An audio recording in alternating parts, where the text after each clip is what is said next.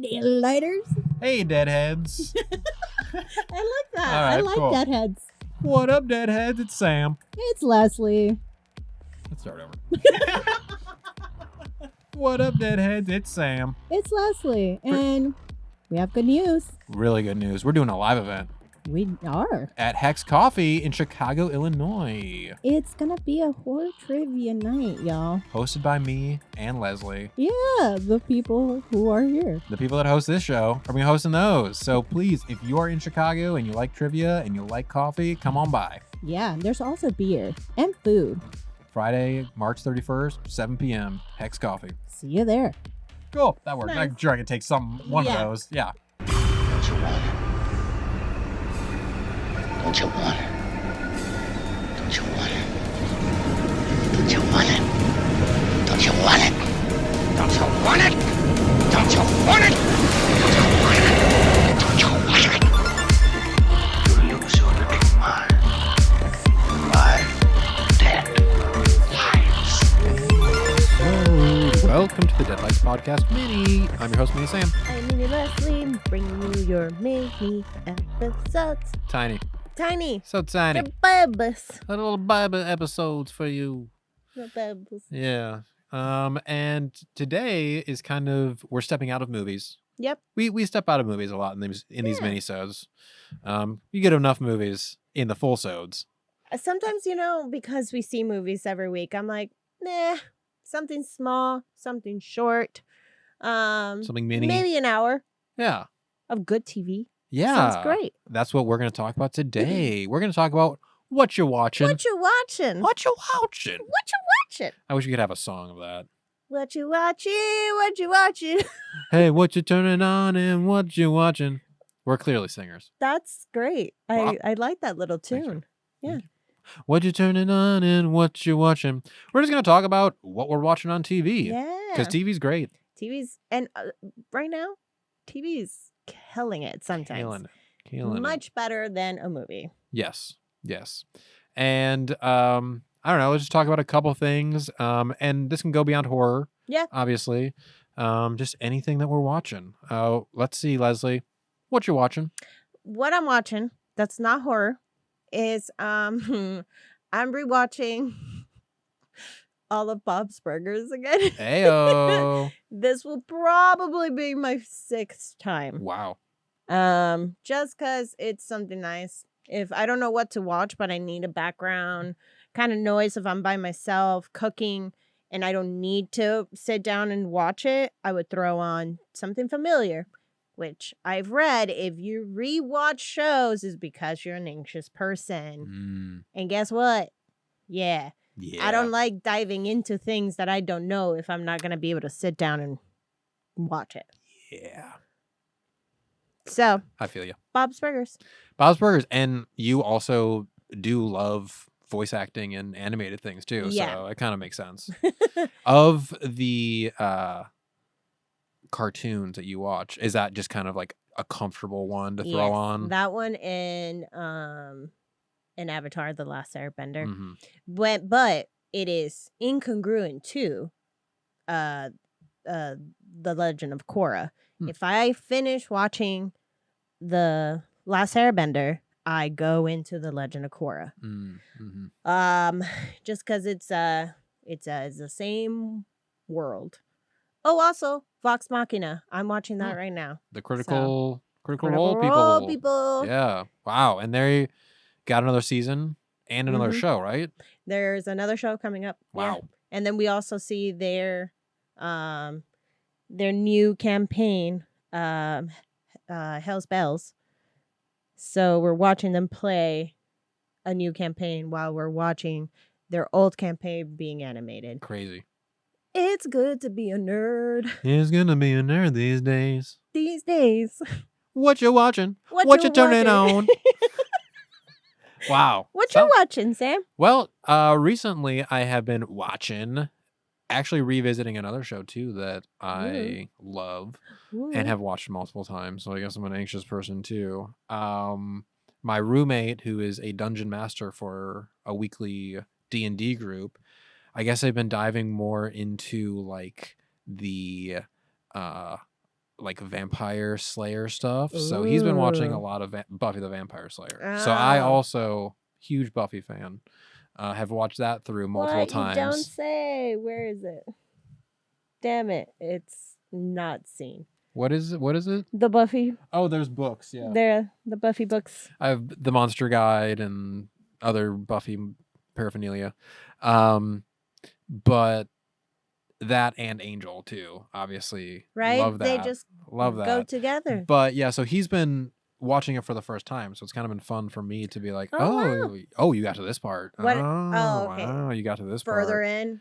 He's, I think, in season 4 somewhere. There's like 9 seasons, so you know, he's young. He'll learn. But yeah, that's just one of those shows that is nostalgic for me, and it's fun for me always just to revisit it because it's just a fun show for me to watch. I love the lore, and I love the practical effects, and the kitschiness of it is it's very hokey. It's very 90s, you know, very it's 90s. a picture of the 90s. So yeah, like I said, it's a nostalgic watch every time for sure. But I love it. I love Buffy. I love Buffy. Yeah, I try to get into Buffy because Adam is also because into my Buffy. partner loves it, and I think we got to the second season. Wow, you made it that far? Well, kind of. I just kept falling asleep. Adam made it that far. Yeah. And he just left you behind. He's like, all right, whatever. I'm gonna keep he's going. like, I'll watch it. I don't think he finished it. But he has. Oh, he has. Yeah, but he has multiple times. Yeah. He really wants me to get into it. I mean, but it is one of those shows, like I said, is such a picture of that time, and I feel like if you didn't have that associated with you living in that time, it doesn't really read. It's a nostalgic thing. Yeah, it is. It is very bad. Much. It is definitely a bad show, objectively. Subjectively, I fucking love it. But you all also like Supernatural, right? I do love Supernatural. Yeah, he loves Supernatural too. Yeah, it's the same idea. It's that same kind of monster a week ride that you get to go on, and it's just fun. It's just fun. You don't have to think too hard. It's dumb, but fun ride. Yeah. Fun ride. I mean, I guess my Buffy, and some people would be mad if I say this, but it would be oh no, I lost the title of. No, it's not priest. It's not preacher. It's a new one that came up. Their fourth season is it's gonna come out pretty soon in June of this year. Pretty Little Liars. I don't know. I did try to watch that. Oh my god, it's bad. Okay, so not that. No, not that. What is it about? Do we have a? I've recommended it to you. You watched. Oh, Evil. Evil. Oh, exactly. That's the exact. Also similar. That and X-Files too. Yeah. We're getting these like monsters or aliens or cases a week. And you get to have like that nice story wrapped into it with also this overarching story that happens throughout the whole season and through the series. I love those types of shows. And yeah, I like Evil too. Yeah. That was a fun one. So good. Yeah. I haven't finished the season because we wanted to like wait until it got closer to them releasing the next season, so then we wouldn't have to spend so long without watching it. But we haven't jumped back in. Not yet. You have it there for you though. I know. We'll binge watch it soon. Yeah. Well, let's get to I think the show that we wanted to talk about, but I've been holding on to it. We haven't talked about it yet. So which is pretty fantastic because the next episode that we do is about like parasites. Yeah. Yep. So the parasite show that we're talking about is The Last of Us. The Last of Us. I think probably by the time this comes out, the first season will be over, but we have only watched the first 3 episodes. Yeah. So we will only be talking about those 3. If you haven't watched those 3, maybe go watch it right now. Please watch it. It's great TV. Because I think we're about to talk about some spoilers too. Yeah. So here we go. It's a danger. Really like that show. It's a Mhm. really good show, and it reminds me of The Walking Dead, of course, because we're Uh-huh. getting the zombie post-apocalyptic, how people are surviving now in kind of colonies Mhm. thing, just getting by. But it also feels different than The Walking Dead, because I watched The Walking Dead for years. Well, the thing is also, I played the game, but I didn't play it. I saw people playing it. Okay, cool. And it's going beat by beat, and they're doing it so fucking great. Where that was like, you know, if you're a fan of the show or books or whatever, if there's already a big fandom going on, and then it gets, you know, translated to film. I have something Is it fungus? tickling me. No, it's tickling me. It might not read well, you know, but because that video game is beautifully made, it's won so many awards. The voice acting is great. They're just like literally copying and pasting, but because it's Pedro Pascal and that girl from Game of Thrones, I forget her name, great acting. It's every Chef's time kiss. I watch it and someone's like, "What'd you think?" I'm like, "God, it's sad." I'm like, it's all just so sad because, of course, we're dealing with the end of the world. You know, people coming together after having horrible, horrible pasts. But it is incredibly well acted, and we're getting these people's like these heavy with these heavy pasts. Pedro Pascal carrying around a lot of weight, and also that girl, like that young actor who feels so natural. Yeah. And it's great. It is. She's doing such a good job to also, because she's British, I believe. She has a British accent. But she's doing such a great job to capture the mannerisms, the speech of the voice actress for Elle, which is Ashley.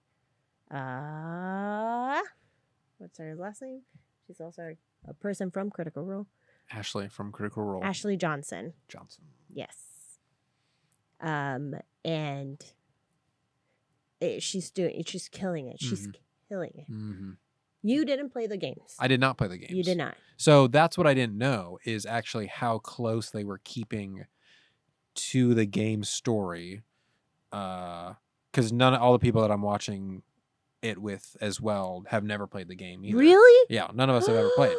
I think maybe Greenberg has, like you, watched someone play it. None of us know how accurate it is actually to the game. It's very accurate. That's cool. Beat by beat. That's crazy. There's only a few things that they've changed. And it's what they talk. I don't know if you see the post credits. Of course, got to do the talking. Okay, yeah. Talking Last of Us or whatever. So they've explained what they've done so far, and then the third episode they added, because it is a beautiful story that you don't see in the video game, but Joel has talked about. And let me just tell you people, that is the most beautiful cinematic thing I have ever seen. It was gorgeous. Well done. Everything about it. 100%. Yeah. It's an interesting choice for a show to make take a very hard detour from the story, the main story, and pretty much spend an entire episode devoted to telling a side story. A story of characters that we're never going to see again. And I think that can easily become something that was like, well, why did we even do that? You know, like, what was even the point of that? But I think it just added so much to the world that we're living in and people's experiences that are going on in this apocalypse, in this end of the world, and how different people are dealing with it And you're right. It was just so beautifully told of a relationship. You know, we're watching a love story happen at the end of the world. The end of the world is what brought them together. And it doesn't matter gender, you know, it doesn't matter if they're, you know, gay or not. We're watching two people that care about each other and become the reason that they're surviving at the end of the world, the reason that they're going on. So it was something so beautiful too Yeah. about if you imagine yourself in the apocalypse. I mean, you want to be thriving, but you also want to be thriving with either a person that you're with now or with someone that you're going to meet. You don't want to be doing the whole after effect alone, because that it's already a heavy ass world having to like scavenge and like do very awful jobs in the post apocalypse, you know? So what was cool though is the character that Nick Offerman plays starts off though as someone who does like the No. apocalypse. He's excited that the world he was has been ended. ready. Yeah, he's like, fuck yeah. Now I get to be alone. I get to be in my compound and do anything I want. And I think he thought he was thriving in that Yeah. situation. He thought, all right, yeah, I got it all figured out. This is my world now. And then it took another person coming in to show him that the way that he's been living actually is very lonely. Well, he was like, yeah, it was a lone purposeless. wolf, you Mhm. know? It seemed like he had been taking care of his mom his whole life. He's in his childhood home, which he wants to protect from the whole world.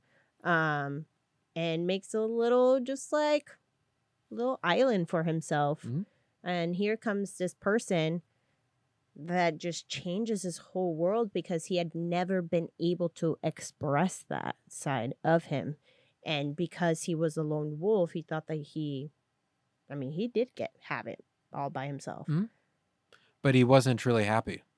Oh, no, It was- wouldn't have. Yeah, like I said, it's purposeless. So It's in the quiet. end, there's nothing else there. And I think one of the best moments in that episode is when they've been together for, I think it's 10 years, or maybe 3 years at this point. And 3. Yeah. his partner wants to paint the house because he just like, that's how he expresses his love for something. He wants to care for it and he wants to nurture it. And that's kind of where they clash, you know, and because Nick Offerman's character is the much more practical guy who it's about surviving and getting through the day and and protecting you.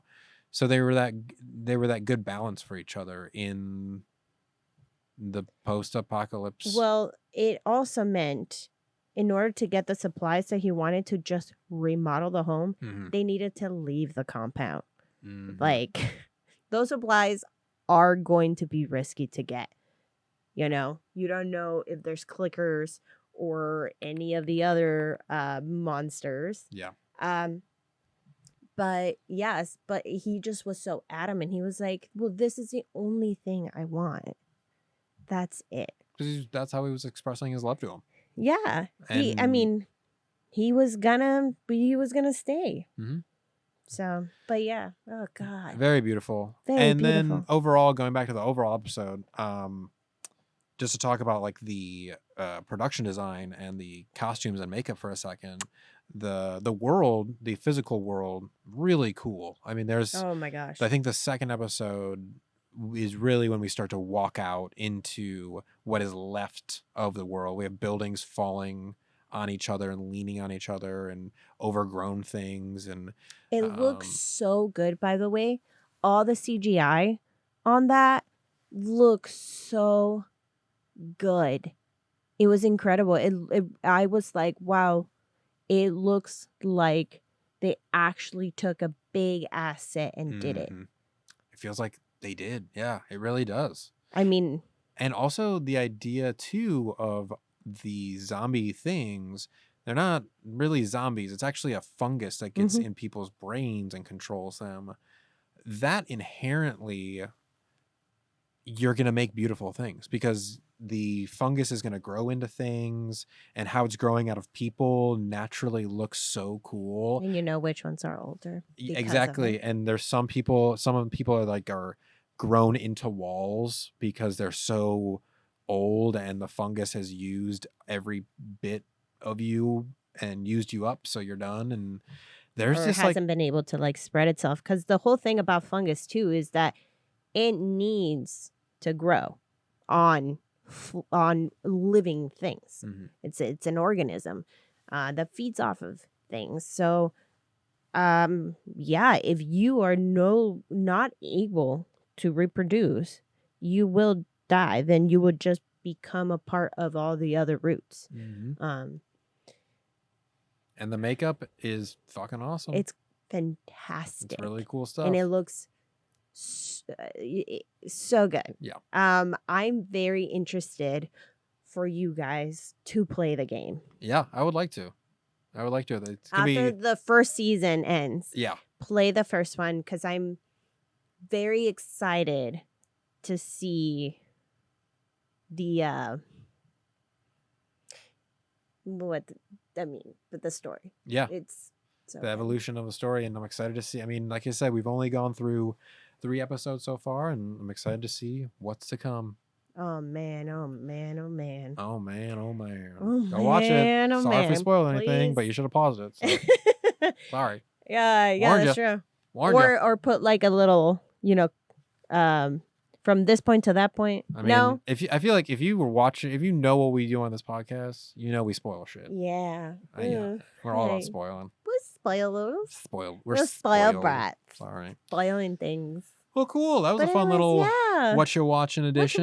What you watching? What you got on? What you watching? What you watching? What you watching? What you watching? What you watching?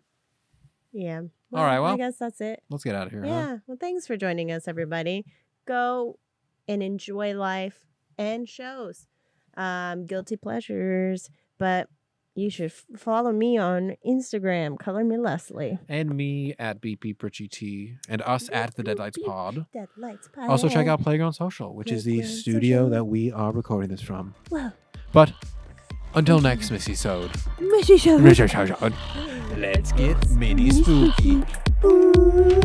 I also love Survivor. That's my guilty pleasure.